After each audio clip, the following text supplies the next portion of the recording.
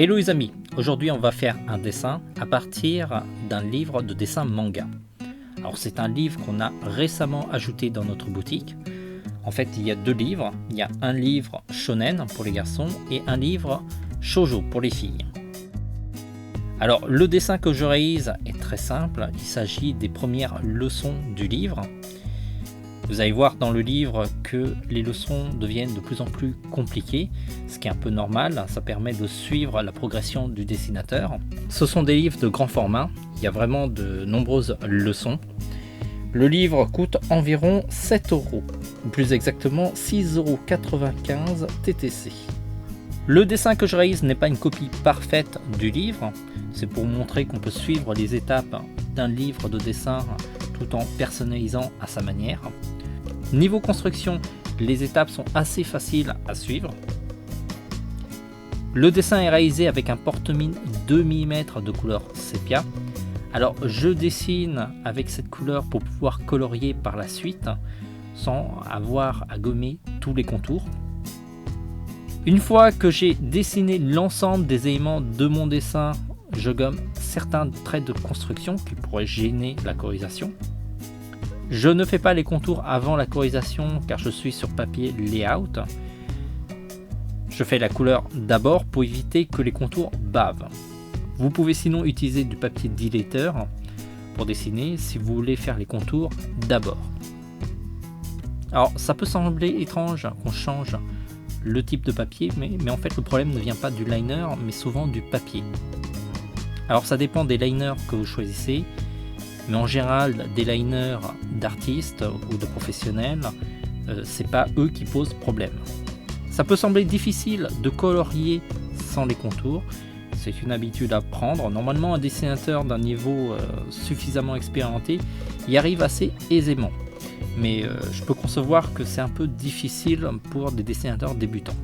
Sans les contours, on a fortement l'impression que le dessin est raté. Il faut continuer jusqu'au bout car le dessin se révèle une fois qu'il y a les contours. C'est un peu comme pour les reflets, le dessin n'a pas de vie tant qu'il n'y a pas encore les reflets de lumière. Mais ça, on le fait qu'à la fin. La colorisation se fait au Copic. C'est un feutre professionnel double pointe de marque japonaise. C'est vraiment un feutre hyper réputé, de nombreux professionnels l'utilisent dans le monde entier, des mangaka, des auteurs de comics ou de BD, bref, c'est vraiment une marque de référence. Il existe plusieurs gammes de Copic, celle que j'utilise est la moins chère, et déjà c'est un feutre qui coûte assez cher, c'est la gamme Copic Xiao. Il y a aussi la gamme Copic Sketch qui correspond à la gamme professionnelle. Le feutre Xiao a aussi deux pointes, une pointe biseautée et une pointe pinceau. Pour être tout à fait honnête, la pointe biseautée, je m'en sers pas beaucoup, vraiment à quelques exceptions près. J'utilise essentiellement la pointe pinceau.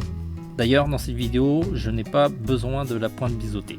Si vous débutez au feutre à alcool et que vous voulez absolument de la marque Copic, je vous conseille de prendre les Xiao. C'est des feutres qui sont déjà moins chers que les autres gammes et il y a 150 couleurs. C'est largement suffisant. Une fois la colorisation terminée, je passe au contour. Pour cela, j'utilise un liner flexible Mangaka de la marque Zig. On a déjà fait une présentation de ce liner. C'est un liner qui a un comportement assez proche d'une plume. Ça va me permettre de faire un ancrage assez rapidement. Bien plus rapidement en tout cas qu'un liner calibré. Alors je n'ai pas pris le noir parce que je voulais un contour qui soit chaleureux et un peu plus doux. Si vous voulez un dessin avec beaucoup plus de chaleur, pensez à utiliser des liners de couleur sépia, c'est vraiment un plus. J'aime beaucoup ce liner flexible parce que on gagne un temps fou, on n'a pas besoin de faire plusieurs passages.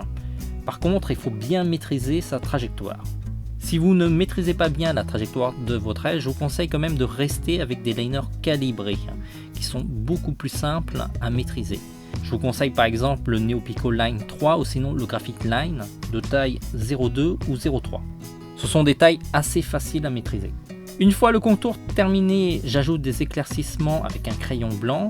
J'ajoute aussi des lumières un peu plus colorées avec un crayon rose qui va me servir aussi pour les rougeurs au niveau des joues. Et enfin, j'ajoute des points de lumière avec un roller gel blanc. Merci d'avoir suivi cette leçon jusqu'au bout. Si vous l'avez aimé, faites-la partager à un max de monde, ça nous permet de nous faire connaître. Vous pouvez aussi vous abonner à notre chaîne YouTube si vous ne suivez pas notre site régulièrement. Vous pouvez aussi nous soutenir en achetant votre matériel de dessin dans notre boutique. Alors ça, c'est un soutien super important parce que ça permet de faire vivre le site et on peut ainsi continuer à produire encore plus de contenu, toujours gratuitement. On se dit à très vite. En attendant, dessinez bien.